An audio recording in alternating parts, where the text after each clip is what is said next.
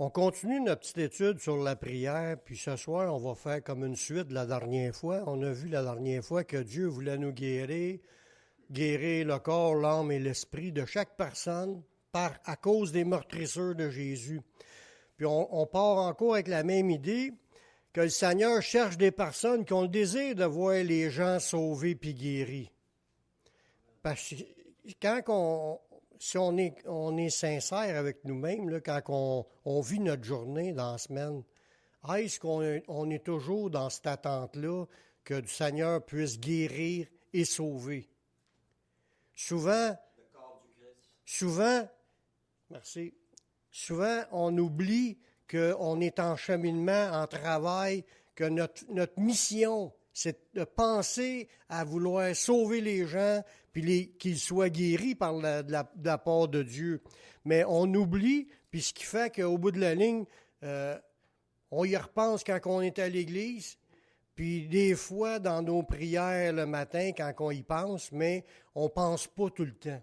Puis le Seigneur se cherche des gens qui veulent que les gens soient sauvés et guéris. Puis on va le voir dans des versets ce soir. Merci. Le Seigneur veut guérir notre pays qui est gravement malade puis qui est dans le péché. Parce que il faut bien réaliser que des pays chrétiens, ça n'existe pas.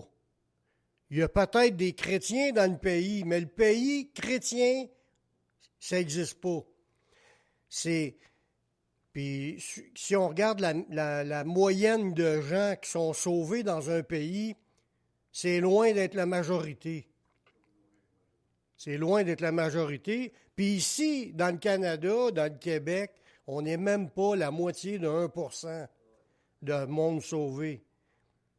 Ça veut dire qu'il y a beaucoup de besoins de gens qui sont perdus, des gens malades parce qu'ils vivent dans une condition qui ne sont pas de Dieu, puis qui ont besoin d'être guéris puis pardonnés. On avait regardé un passage la dernière étude sur la prière à propos d'Isaïe 53, verset 5, puis des souffrances de Jésus. Le verset nous l'annonçait qui disait que le but des souffrances du Seigneur va plus loin qu'on pense. C'est plus que juste pardonner. Dieu veut aussi offrir sa guérison. Mais dans ce passage-là, dans Isaïe 53, ça dit « Mais il était blessé pour nos péchés, brisé pour nos iniquités. Le châtiment qui nous donne la paix est tombé sur lui, puis par ses meurtrisseurs que nous sommes guéris. » Louis II lui a écrit « Par ces meurtrisseurs que nous sommes guéris. » Être guéri, être rétabli, être assaini, devenir saint, être pardonné, bien sûr, ça veut dire ça, ce mot-là. Ça veut dire aussi réparer, penser, puis comme le mot médecin. Guérir au niveau comme un médecin qui guérit. Ce mot-là, il est plus large qu'on pense. Par ces meurtrisseurs, nous sommes guéris. Mais ça veut dire aussi autant pardonner que guérison physique dans l'âme. Mais le mot grec, là, le mot hébreu, je veux dire, dans l'Ancien Testament, c'est en hébreu, lui, il est plus large encore qu'on pense.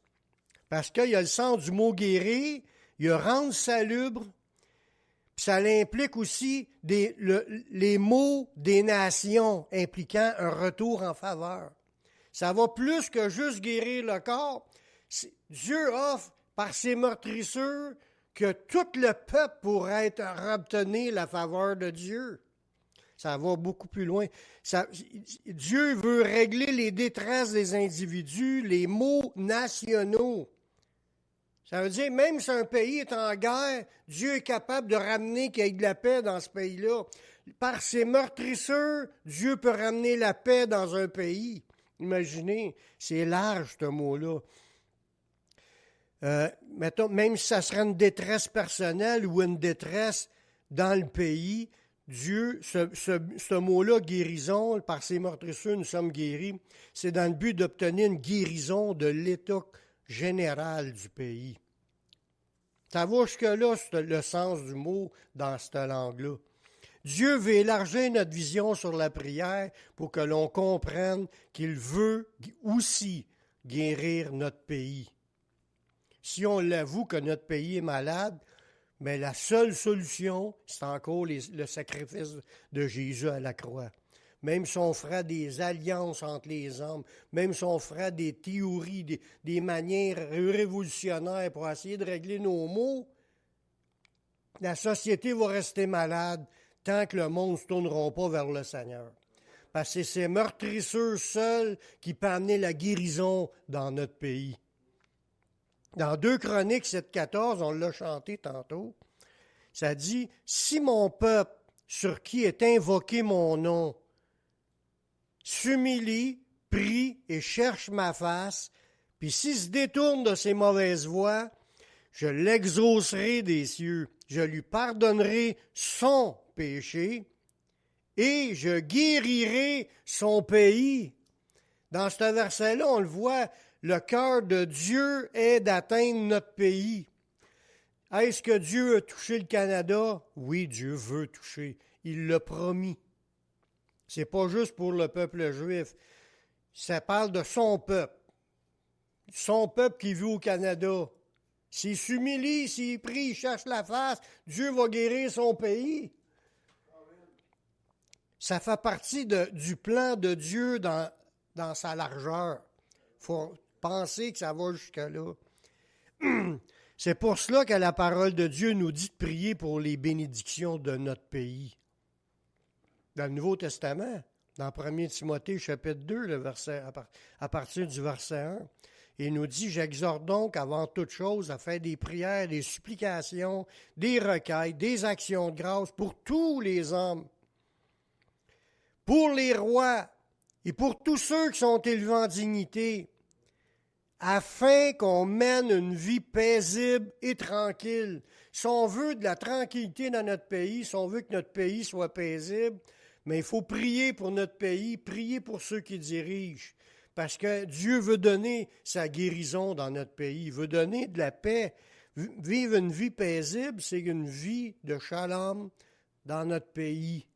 Liberté de foi, qu'on puisse avoir la liberté de foi, la faveur même des dirigeants envers les chrétiens, puis que les lois soient en faveur pour notre protection, comme ça peut être en faveur pour protéger les autres, que le monde veut vivre tranquille, en toute piété et en honnêteté, parce qu'on veut rester honnête, on ne veut pas être obligé de transgresser la loi pour continuer à servir le Seigneur.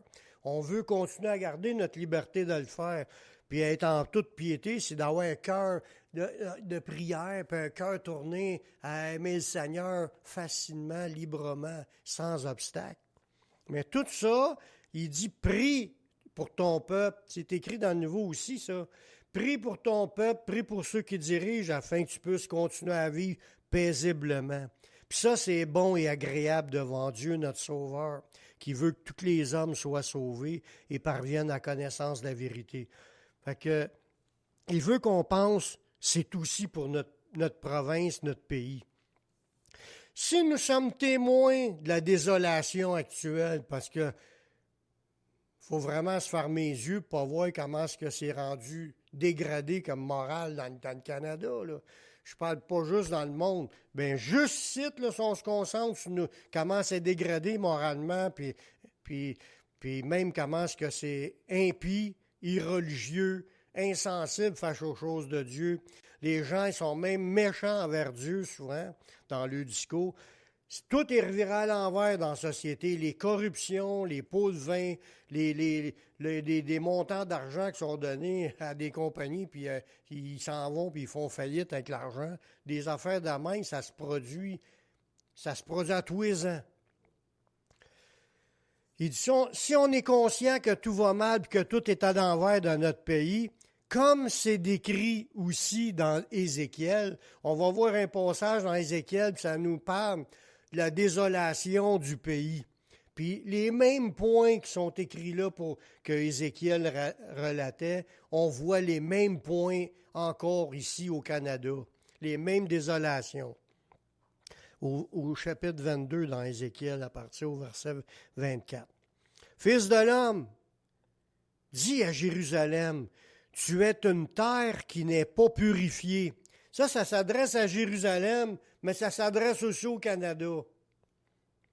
C'est une terre qui n'est pas purifiée. C'est une terre que le péché abonde, qui n'est pas arrosée de la pluie au jour de la colère. Là, on parle de certains points de dégradation. Ces prophètes conspirent dans son sein. Ça veut dire que les prophètes qu'il y avait à Jérusalem à cette époque-là, ils faisaient des conspirations contre le plan de Dieu, contre les prophètes, des hommes qui seraient supposés parler dans le nom de l'Éternel. Conspiration contre la parole de Dieu en proclamant des faussetés. Conspiration contre le roi qui vivait à cette époque-là, dans ce pays-là, en Israël. Des paroles qui sont destructives, à l'encontre de ce qui est le plan de Dieu. Fait que les prophètes conspiraient dans son sein comme des lions rugissants qui déchirent leur proie. Ils dévorent les âmes.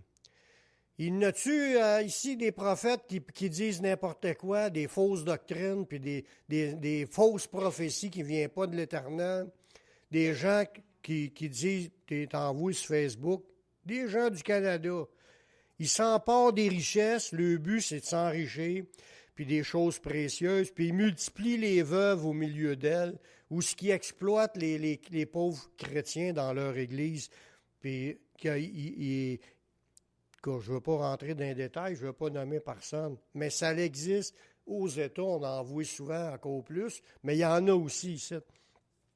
Les sacrificateurs qui violent ma loi, ils profanent mes sanctuaires parce qu'ils ne sont pas purifiés, ils n'ont plus la crainte de Dieu, ne marchent plus dans les voies de Dieu. Fait qu'ils rentrent dans la présence de Dieu comme si rien n'était, sans demander jamais pardon. Ils souillaient le lieu de la présence de Dieu. Ils ne distinguent pas ce qui est simple de ce qui est profane. Ils ne font pas connaître la différence entre ce qui est impur puis ce qui est pur. Puis ils détournent les yeux de mes sabbats et je suis profané au milieu d'eux. C'est ça que Jésus avait dit aux gens de cette époque-là. Il dit, le nom de Dieu est blasphémé à cause de vous parmi les nations. À cause de leur manière de vivre, là, il dénonçait les sacrificateurs qui dévoraient maison des veuves, puis ils faisaient pour l'apparence de longues prières. Puis tout, il en a récité plein de choses. Ils veulent être habillés avec des franges, puis ils veulent être appelés rabbis. Mais du monde qui cherche à être élevé comme ça, il y en a partout. Puis ça déshonore Dieu. Puis Dieu, il voit tout ça. Puis ces problèmes-là, qu'on lit là, ça se passe aussi au Canada. Ces chefs sont comme, dans son sein, comme des loups qui déchirent leur proie. Ils répandent le sang, perdent les âmes pour assouvir leur cupidité. Puis là, il reparle encore des prophètes. Les prophètes ont pour eux des enduits de plâtre, de vaines visions, des oracles menteurs. Ils disent, ainsi parle l'Éternel, puis l'Éternel ne leur a point parlé. Le peuple du pays se livre à la violence, il commet des rapines, il opprime le malheureux et l'indigent, puis il foule l'étranger contre toute justice. Toutes ces affaires-là, on a été témoins de la plupart de toutes ces affaires-là, que ça se passe dans notre pays, mais ça se passe dans l'Amérique, puis ça se passe partout sur la planète. Puis Dieu voit tout ça, puis s'il a mis ça par écrit, c'est parce qu'il voulait qu'on prenne conscience que lui est conscient de tout ce qui est en train de se produire, puis que notre pays est vraiment malade, puis a besoin d'une guérison du Seigneur, une délivrance du Seigneur. Le Seigneur se cherche des personnes qui ont le désir de voir les gens sauvés, puis aussi guéris, en se détournant de leurs péchés, parce qu'il faut que les gens le savent. Si on continue l'autre verset, là, juste à la suite de ce qu'on vient de lire, au verset 30, ça dit, c'est Dieu qui parle, « Je cherche parmi eux un homme. » Dieu se cherche quelqu'un qui élève un mur, qui se tienne à la brèche devant moi en faveur du pays, afin que je ne le détruise pas. Ça veut dire que la colère de Dieu est proche de tous les pays. La seule affaire qui va pouvoir empêcher que ça arrive dans un pays, je ne dis pas qu'on va pouvoir sauver la planète, mais il faudra qu'on rentre dans les conditions de ce que Dieu nous a dit tantôt. S'humilier, prier, chercher sa face, se détourner de nos mauvaises voies, puis là, Dieu va nous exaucer des cieux. Il va nous pardonner nous-mêmes, mais il va aussi guérir notre pays. Mais si on ne rentre pas là-dedans, c'est sûr que le jugement de Dieu va s'abattre sur la planète. Pas juste sur notre pays, sur l'ensemble. Puis ça s'en vient très bientôt. Dieu se cherche parmi nous un homme qui se tienne à la brèche en faveur du pays, en faveur des pays. S'il y en aura ici qui se lèvent pour vraiment prier pour que ça change, que ça devienne favorable pour Dieu et non pas contre Dieu, puis favorable pour les enfants de Dieu. Sans cette intercession-là, le pays va être frappé par Dieu, parce que l'autre verset, tout de suite après, il dit « Je répandrai sur eux ma fureur ». Pourquoi qu'il dit ça? Parce que dans la phrase juste avant, il dit « Je cherche quelqu'un afin que je ne le détruise pas, mais j'en trouve point ». Dieu dit qu'il n'en trouve pas de monde qui intercède vraiment pour son pays. Puis là, il dit, je vais répandre sur eux ma fureur, je les consumerai par le feu de ma colère, je ferai retomber leurs œuvres sur leur tête, dit le Seigneur, l'Éternel. Puis, comme qu'on a regardé tantôt dans le passage dans Timothée, ça dit que le bonheur, notre bonheur, dépend de la bénédiction du pays. Si le pays ne marche pas dans la paix, parce qu'ils n'ont pas les dirigeants qui dirigent le pays vers cette paix-là, notre paix va être compromise. On va perdre notre paix, puis on va être troublé, puis on ne sera pas heureux, puis on va avoir la vie de plus en plus dure. C'est pas des farces que je dis là. Notre bonheur dépend de la bénédiction du pays. Si le Seigneur, je commence à châtier le pays, on va en subir les conséquences. C'est ce qu'il dit dans ce passage-là. Puis il y a un autre passage qui est dans la parole, dans Jérémie, qui a exactement la même idée, que notre bonheur va dépendre de la bénédiction du pays. Dans Jérémie 29, le verset 5. Ça parle de l'histoire du peuple juif quand ils ont été amenés à Babylone. Puis Dieu leur disait, allez-y à Babylone, résistez pas. Si vous résistez, vous allez vous faire châtier. C'est Dieu qui avait voulu envoyer le peuple à Babylone. Puis les gens qui ont résisté, ils sont morts, puis ont été jugés. Puis il y a ceux qui ont été volontairement, Dieu les a donné comme une explication avec une promesse. Dieu a dit à ces gens-là qui étaient à Babylone, il a dit, bâtissez des maisons, habitez-les, plantez des jardins, mangez-en les fruits, prenez des femmes et engendrez des fils et des filles. Prenez des femmes pour vos fils et donnez des maris à vos filles, afin qu'elles enfantent des fils et des filles. Multipliez là où vous êtes et ne diminuez pas. Recherchez le bien de la ville. Il était pour être déporté à Babylone, puis il n'était plus dans le pays, puis Dieu a dit, recherchez le bien de cette ville-là, où je vous ai amené en captivité, et priez l'Éternel en sa faveur, parce que votre bonheur dépend du sien. Puis c'est exactement ça. Notre bonheur dépend du bonheur du pays. Si le pays tombe sur le jugement de Dieu, on ne sera plus heureux. On ne sera plus heureux. Ça va aller mal. Puis quand elle est mal, c'est pour tout le monde qui sont dans le pays. S'il y a des famines, s'il y a des guerres, la paix est partie, là, plus rien de paisible, tranquille, parce que c'est pour ça qu'il faut réaliser que Dieu il a envoyé son Fils, puis ça s'étend pour guérir notre pays. Il faut apprendre à intercéder plus pour notre pays, parce que notre bonheur dépend de sa bénédiction.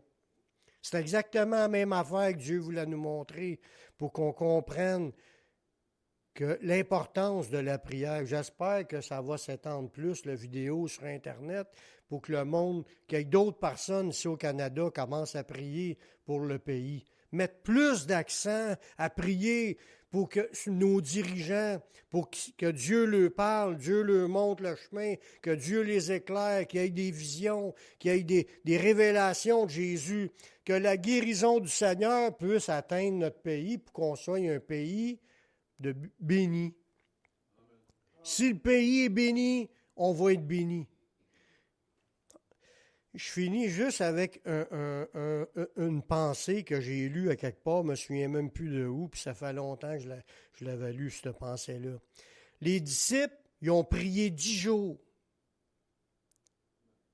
Pierre, il a prêché 10 minutes, puis il y a eu 3000 sauvés. Nous prions 10 minutes, nous faisons des croisades de 10 jours, puis il va en avoir 3 de sauvés. Il faut apprendre à prier plus. Puis quand on va rentrer là-dedans, c'est là qu'on va avoir plus de résultats. Amen.